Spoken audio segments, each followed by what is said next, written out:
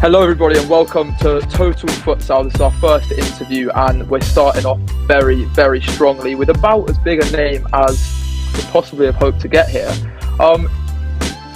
Current Bolton head coach and player manager, England Futsal's most famous player and a very YouTube friendly player as well. And also someone who the first time I played against him back in 2022 rinsed me with a nutmeg that I had the pleasure of going back and rewatching on his Instagram this morning. So welcome to Total Futsal, Stuart Cook. Evening, mate. Thank you for the introduction. I think you can pass some tips on to Richard Ward on how to introduce me to an audience. So appreciate that. So what I want to basically speak to you about today and kind of put out there for the futsal community is sort of just to get your experience really on what, obviously what has been a very long career, 80 England caps if I'm correct. Yeah, that's right. Yeah, and playing in front of some really big crowds and having some incredible experiences. Really, I want to basically in the lead up to what is the England Futsal announcing the return of the senior men's and women's sides. What your experiences with the England Lions has been like, and then also why young players who are playing and players who are England hopefuls right now across England should be so excited about what's to come in the next couple of years. So to kick it off, what's it like to put on that England shirt and step out onto that futsal court? Yeah, I think personally, in terms of my sporting career, I don't think anything's really come close to representing England.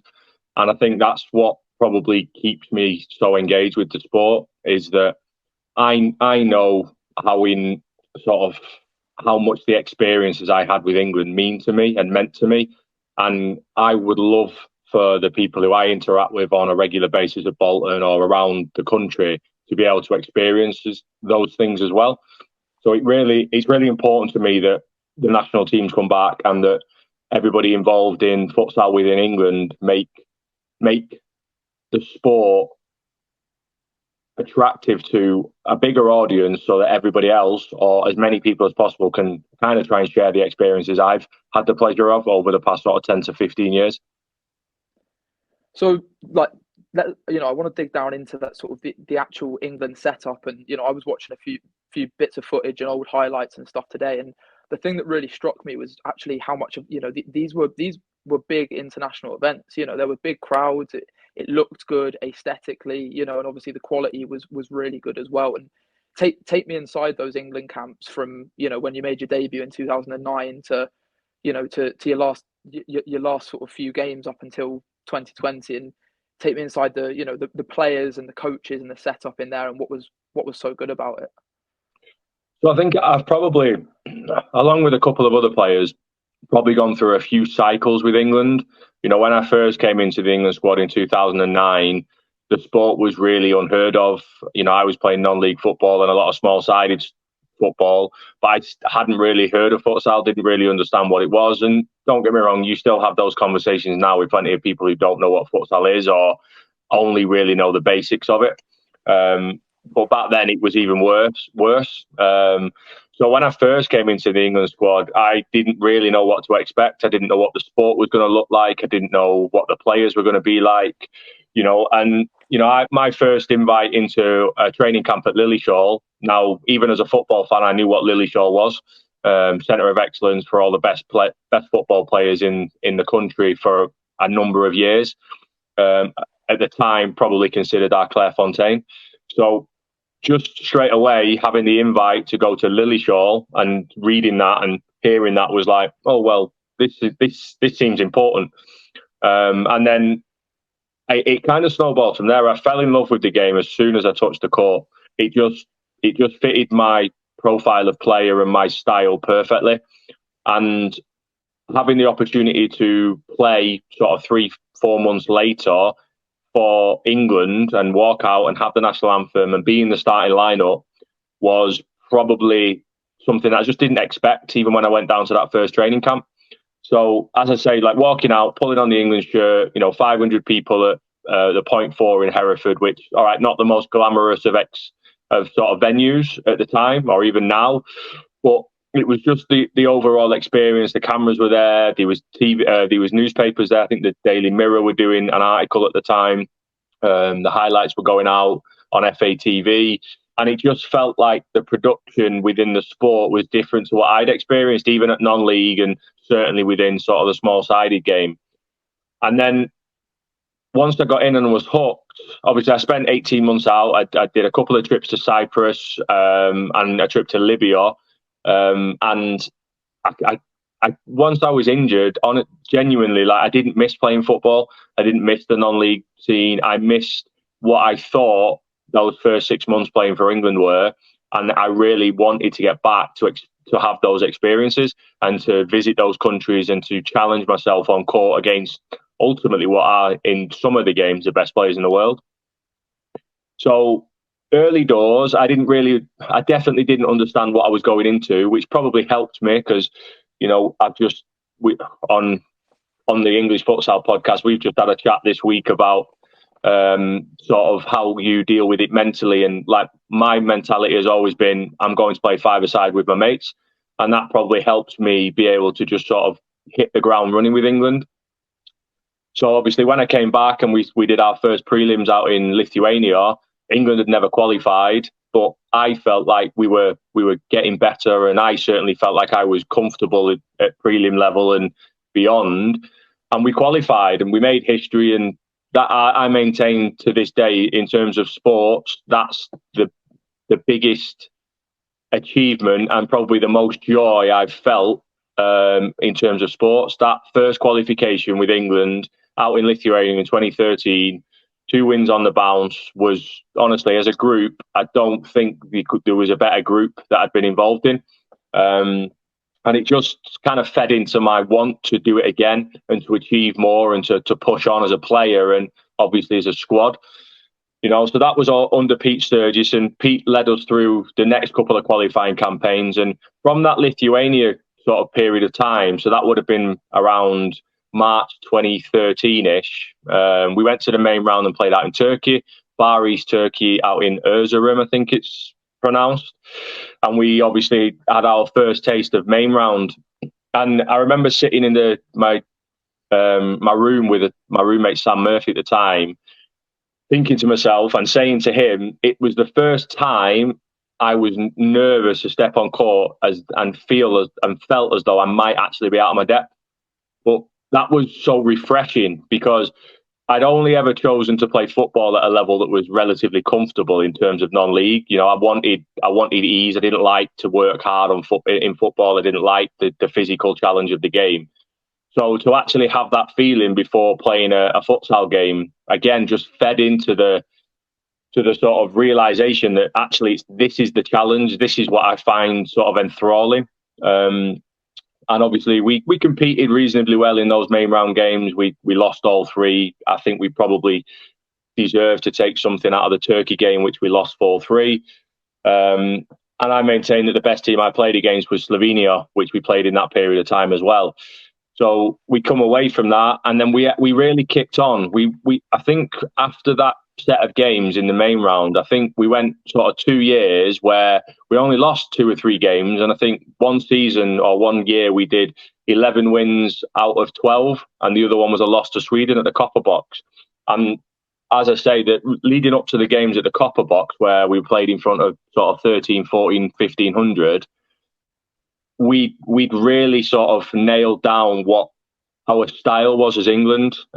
We knew that we had good pivots. You know, we'd got a few players who were good in individual sort of scenarios. You know, defensively, I sort of cemented myself as a fix, and we had other good, solid defensive players. And we went unbeaten in another prelim qualification round, unfortunately just missing out. And then we did 2015, obviously Copper Box at Sweden. Great experiences, great venues. And thinking back to where the first game had played in Hereford with 400 people, to then actually now the sport 6 years later being at the Copper Box in a huge arena. Okay, maybe not packed out. And, you know, I think now if we went somewhere like the Copper Box, especially with first games back, I think you'd probably see maybe even, you know, double that crowd size, depending on the opponent. but it really felt like the sport was going in the right direction. And in 2016, back end of 2015, we then went out to Israel, where we qualified for the first time to a World Cup. So the Lithuania one was a European qualifier, European competition, and 2015 October was World Cup. So out in Israel, we played Wales, Denmark, and Israel, and again, we won 3 out of 3, and we were quality. Personally, it was probably my best group of games for England. That's the shirt that I've got hung in the house, because that's probably my proudest moment as an individual. I think I scored 4 in 3 and made 2 or 3 more. And against Denmark, which was kind of the make or break game, I scored after 12 seconds. Scored probably the best goal I've scored for England, where I skipped past a couple and lifted it over the goalkeeper. So it felt like the sport was just on the up all the time. So to then, a couple of years later, have the strategy written where we had a 6-year plan and then be taken away, again, you slowly start to see the downfall to where we've been over the past few years, which is really disappointing. But at the same time, we're now slowly starting to see the game come back. And it's always been said in my time within futsal that we want futsal people running it. Now, I believe we've finally got that opportunity for futsal people to really push the sport in the direction we want it to go. So now we've got to make it work. I just wanted to touch on like the copper box, because when you see some of the pictures of that, it really is like the whole venue and under the lights, and it looks genuinely like something that anyone would want to have that opportunity to go and play in. And you spoke about sort of the fan base, and watching sort of some of the nations championships and some of the old highlights, which are out there on YouTube for people if you want to go and see it. They're really, really good. Was there a feeling sort of in the camp with yourself and the other England players that there was a relationship between the fans and the team, and that you were starting to build a futsal fan base for this England futsal team? Or was it more of a sort of, they were, it was there and they were coming to watch it, sort of finding out about the team as they went? Or, I think there's probably a little bit of both. I think we've always had a hardcore futsal community, and I think we still have that today. Sometimes it's a little bit dysfunctional. Sometimes not everybody gets on. And I think because it's a small, hardcore community that you hear every conversation, we are very much in our own echo chamber, in competition with a sport in England, in football, that is absolutely massive, and much bigger in this country than it is in almost every other European nation anyway. So, yeah, I think there was always the same faces at pretty much every game you went to. And then there was always pockets of new fans and new people who were coming in and finding out about the sport, and I think around the time of the Copper Box, both for the club games in terms of the FA Futsal Cup and then having the Sweden games at the Copper Box, it definitely felt like we were moving into a place where the players were capable of becoming that superstar to start to attract consistent young fans into the sport. And I said this recently on one of our podcasts, that I'm not sure we really knew how to take the players, probably like myself, who, at the time, I think the Daily Mirror wrote an article about me being the best English football player because England were performing horrendously on the football pitch. But it was like, I don't think we ever really knew how to take the players who were capable of being that sort of, I suppose, superstar on court and making them that off court. And I think that's probably where we fell down around that time, because I do think there was becoming to be real buy-in to the sport. But maybe we missed the boat a little bit. And, maybe that's something we've got to learn from moving forward for the next generation of players and making them the next superstar, so that young players do want to be the next Conry Smith or Tyler Cook or Jamie Brooker or Jed Devine. I just think that that's something we really have to buy into. And, the stuff you're doing at Total Futsal and the stuff now, hopefully, Into Futsal are doing, hopefully that kind of content starts to create avenues for players to express themselves on and off the court. Absolutely. I think that marketing side of things is so important now in sports, and especially in developing sports as well, is taking the games to people as well. Just to sort of finish on your England section of your career. I'd like to give me a couple of your favourite players that you played with in that England side, and then also maybe having played so much international futsal, for someone who's watching who's got international aspirations, three key attributes for an international standard futsal player to hold his own at that level. Okay.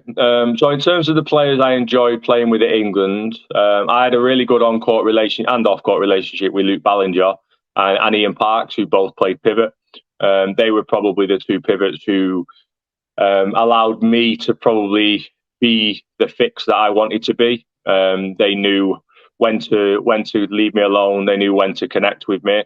So for me personally, those were two of the players who I felt got the best out of me throughout probably what I would consider to be my prime, sort of 2013 to 16-ish. And then later on, when I tried to sort of try and change the way I played and become a little bit more of a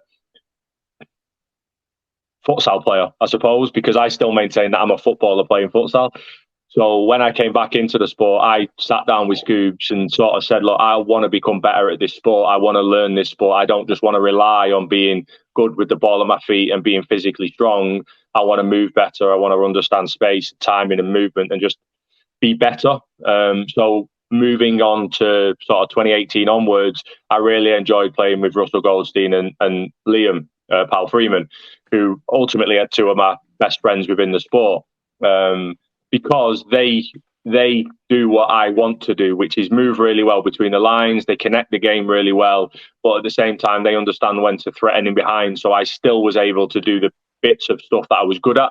So you mentioned before, I think off camera, watching those Germany games, and I play quite a lot with Liam in those games. And, Liam's a really good futsal player in that he knows when to support and stay connected to the game, but he also sees and attacks space really well.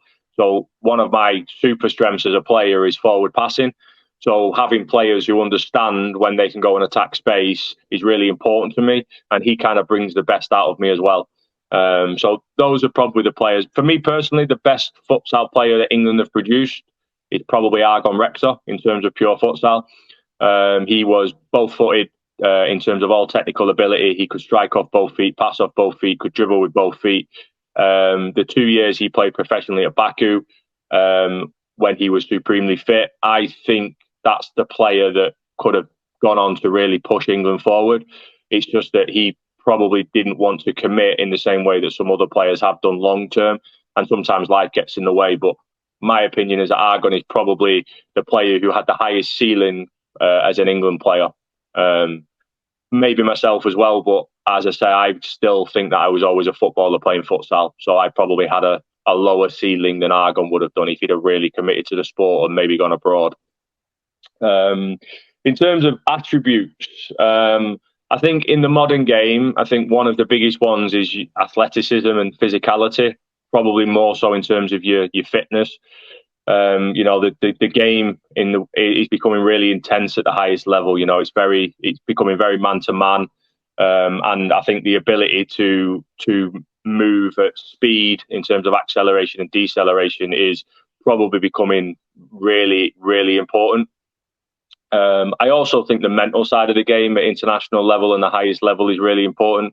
I played with a lot of players at England who had more ability than me, but mentally they weren't brave enough to put it on court. Whereas my mentality of I'm going to play five-a-side with my mates probably allowed me to play forward passes or to take dribbles on that other people would look at and turn down. So that mental fortitude and that bravery to either travel between lines, dribble between lines, or pass between lines, I think is really important for the next stage up. And I think the more players get exposed to the levels up, the more you see whether they can actually handle it mentally. And I include Champions League in that as well, because the Champions League is very tough. Apologies, that's my dogs having a little bark. And then third and foremost, I do think having the ability to play off both feet the higher you go up the levels, whether that is just being able to pass it or shoot, but you have to have the ability to go both ways and threaten both ways. There's probably loads of other attributes that are more important, but for me, I think that's what allowed me to probably, again, be more effective on court than some other players who had more ability than me, was that I had the ability to go both ways. I've probably only got the ability to go to my weak side now. Hence the reason I probably score way more left-footed goals than I do right-footed goals now. But again, that unpredictability and the sort of the element of doubt that you can put in oppositions in minds by being able to go left and right, I don't think don't think you can replace it by being extremely one-footed unless you are top level.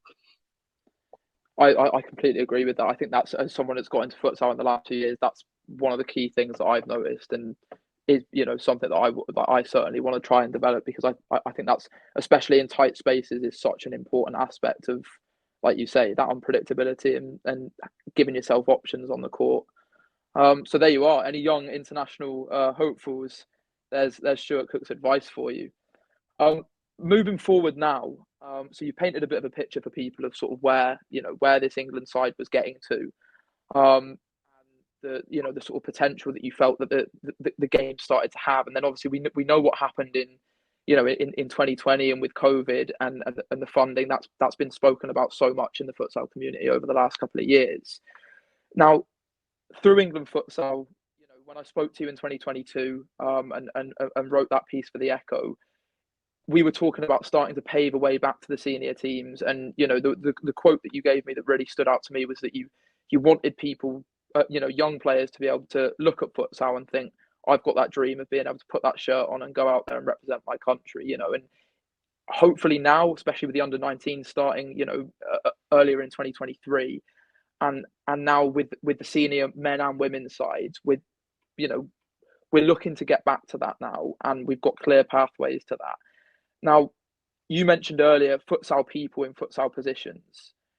The coaching staff for England Futsal, so looking on their website, you've got Ben Tadmore as the performance manager.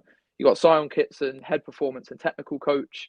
Pete Valance is the women's performance coach, and John Tapia Owens is the men's performance coach. Now, if you could speak to me a little bit about each of those four, how well you know them, but also why you feel that they're what England Futsal thought were great fits to take this sport forward. I know all four of them really well. I've known some longer than others, and I think all four of them are really good people to have around an England setup. Ben's been in and around futsal for as long as I can remember, certainly before my time, and he was involved with the England setup for a number of years, probably from sort of 2014-15 onwards, certainly from the point sort of that Scoobs took over in, I think, around 2016-ish, in various different capacities. And obviously he's one of the directors for England Futsal as well, so he obviously deals with a lot of the off-court stuff. The other three, obviously, you've got Sean, Pete, and Juan, or John, or JTO, depending on who you're speaking to. He's got many different pseudonyms. I think as a group, I think you've got a lot of experience there. I think you've got a lot of quality in terms of not only the delivery on court, the technical and tactical understanding of the game, but also, for me, as a coach coming through as well, I think the one thing that all three of them have in common is that they're just good human beings, and they put their players at the forefront of everything they do.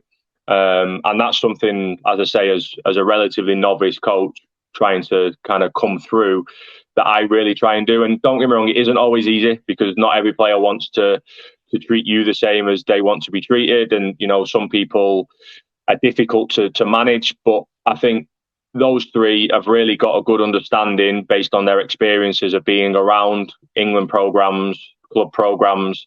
I think they've got a really strong foundation of being good with people, and then adding in all the futsal experience and the futsal now to be able to take a group of players from wherever they are now to where we need to be in order for us to challenge at main round level, whether it be for men's and women's. Yeah, so because we have initially we've got the qualification for the FIFA Futsal Women's World Cup. So that's sort of the first set of fixtures, and then I believe the men's side, the first fixture on the England Futsal website is saying it's going to be December this year. Yeah, that's correct. There's an international window in December for the men's. I believe the women's are now straight into the main round, which is in October. And I really think the women have got a real opportunity to make a mark when they play those sort of first sets of competitive games. I believe that if we get it right on court, based on what I've seen outside of the top 5 to 10, I think that England can really, really push some boundaries within futsal on the women's side. And I'm really excited to see them take court and to watch that sort of develop. And I think it's a long time coming as well. I'm really, really excited to see everybody within the NFS on the women's pathway get the opportunity to, like I said earlier, share some of the experiences that I've had. And I'm sure if you speak to any of the England under-19s who went away last year to Lithuania and Italy, which I had the privilege of being involved in back in England, I think you'll get an understanding of what those experiences are like and sharing those moments with teammates and players and like-minded people, which I think is always really exciting. So just to sort of, a bit of self-club promotion here, but some futsal hopefuls on the women's side. So talk me through, just as simple as looking through the Women's Super Series scoring charts. So Laura Tobin, Kirsty Corral, and Kerry Sampson. Hope I've got those pronunciations right. Are they sort of three that you'd look to be having a chance, or are there any other names that you'd like to throw out there? I mean, I'm not huge on self-promotion outside of myself. I'm quite happy to talk about me, but no, I think I think Laura and Kirsty who have been involved in the training sessions. Kirsty's been around the sport for quite a long time, with Cheshire previously and Wrexham before that, and she's always been a real standout performer. Always, an all-round futsal player. She can play fixed, she can play pivot, she's comfortable on the wing. She's got great individual ability and she scores lots of goals. And likewise, Laura maybe not been around quite as long as Kirsty have. I think she started playing for us in around 2021 post-COVID, but she's really bought into the sport and obviously taken on the head coach role for us. And they're unbeaten in the league. I think they lost their first game of the season just in the weekend, just gone to Helvetia. But again, Laura's got a great individual ability, and her passing range is really good. So yeah, I think those two, plus a lot of other players around the country, players like Emma Tune and Helena Bloomsbury. I think there's a lot of good women, floating around the leagues. I think if you can put them together and give them a game plan and sort of a system to play to, that they can go and really perform and outperform probably what we would expect, and certainly outperform the men, because the men we struggle. The level is much more difficult for the men to progress, because we're in reality for the men we're really low down the pecking order. So in order for us to be able to compete with the top 10 is really difficult. I think for the women, I think they're capable of really pushing the boundary and trying to really compete at the top end of the sport. So just to sort of move on to the men, if you could give the same, not just for Bolton, but sort of 3 or 4 players. We know the sort of the training camps and stuff are underway. Without giving too much away with regards to that, some players that people can look forward to maybe seeing in an England shirt over the next sort of 8 to 9 months. I mean, it's not really. I'm hoping me. Not going to lie. I'm working hard. I'm working hard to try and get back in that squad. And I know there's a few other senior players who are doing similar. Richard Wardley and Paul Freeman and Ross. And I think there's a lot. I think it's really exciting because from the training camp that are going on at the moment, obviously all the individual players and clubs have been told who is there and who's invited, and I think every club within Tier 1 is represented with some players, which I think is really, really good, really exciting for everybody. The opportunity is there, and it's up to you to go and work hard and put the effort in and the graft in to go and push into the conversation for selection. I think you can look at the top performers within the NFS, and I think Jordan Edge at Manchester is a consistent performer for them. He's probably one of the standout players in the league week in, week out. He's got, I think, around the 20 international caps already, so he's already got that grounding.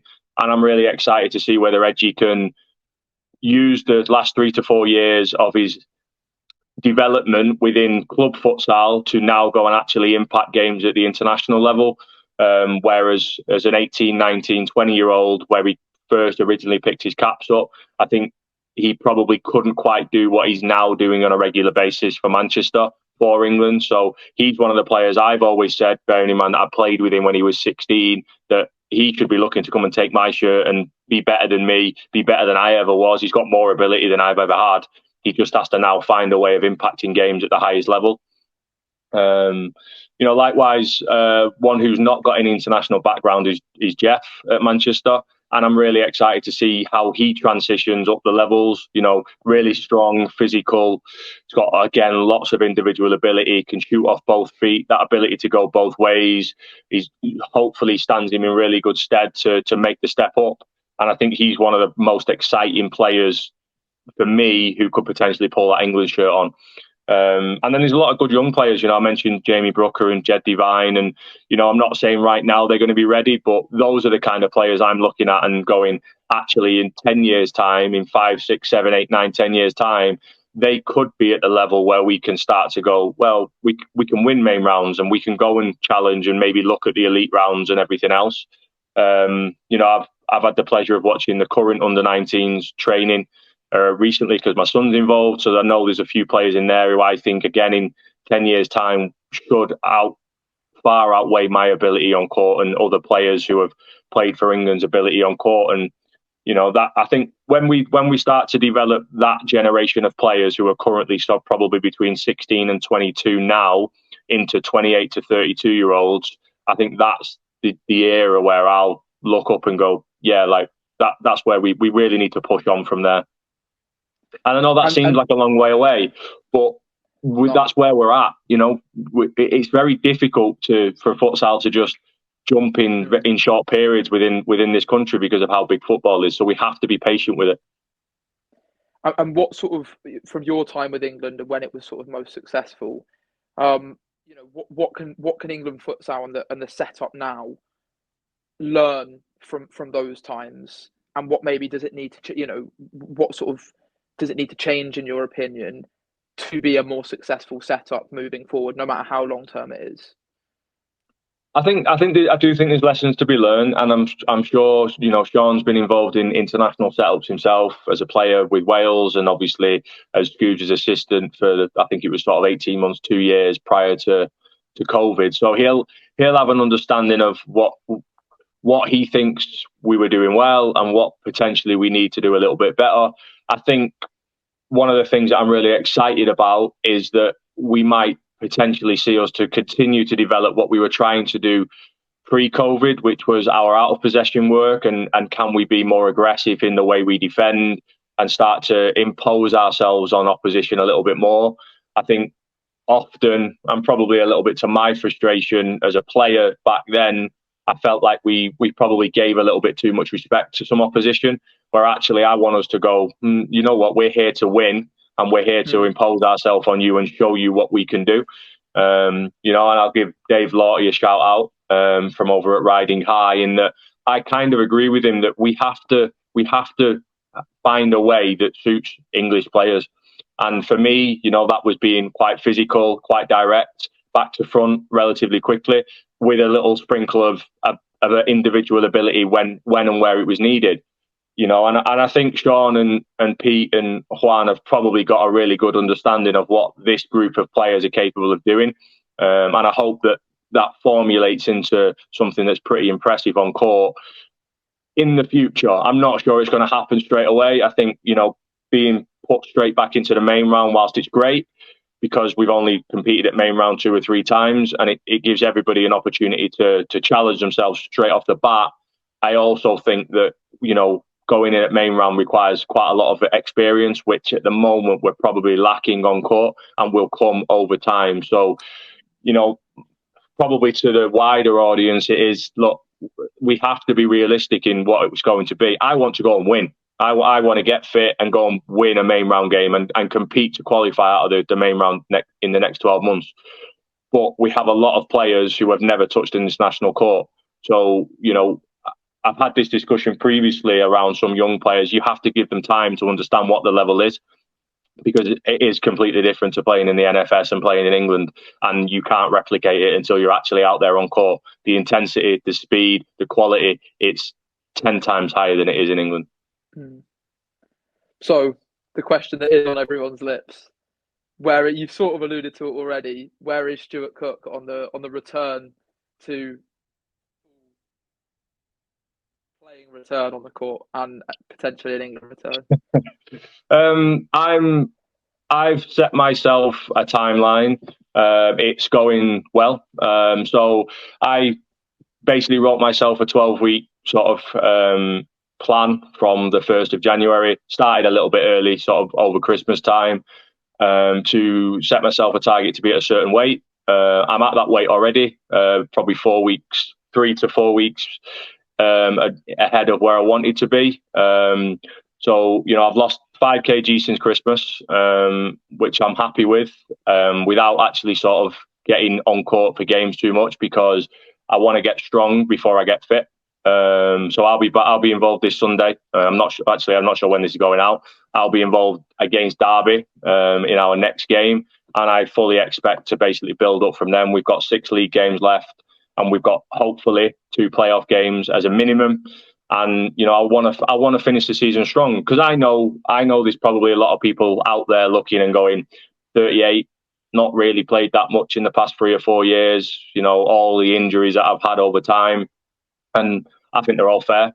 I think every question that people can sort of put my way is justified. So the reason I put the statement out there was to give myself some accountability, because it's easy to try and do it in secret and not achieve it, and then nobody really knows you had a go.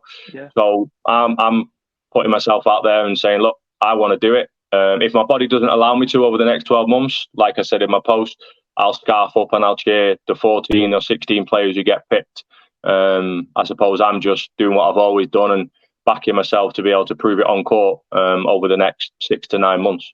So yeah, I'll be involved this weekend, and hopefully a few goals, a few rainbows before the season's out, a couple of Rabonas, not throwing any of them out for a while, but yeah, we'll see what I've got left in the tank. One of the things I didn't say before about the young players is, I think at the last Euros, the average age of squads was just over 30. So when I say that we've got to wait 10 years for players like Jamie Brooker and Jed Devine to hit their sort of peak in their prime, that's me being genuine. Like I genuinely believe when they hit 28, you're probably going to see the best of them, because they'll have all the ability and all the experience. Whereas at the moment, they've only got one. So I do think that we have to be patient with certain players and understand that it doesn't happen overnight, and the experience they get through England and through prelims and international friendlies is really important. And I suppose that's kind of what I was getting at with talking about Edgy, in that he's kind of had that now, and he's hitting that sort of 25, 26 age, maybe a little bit older, I don't know off the top of my head.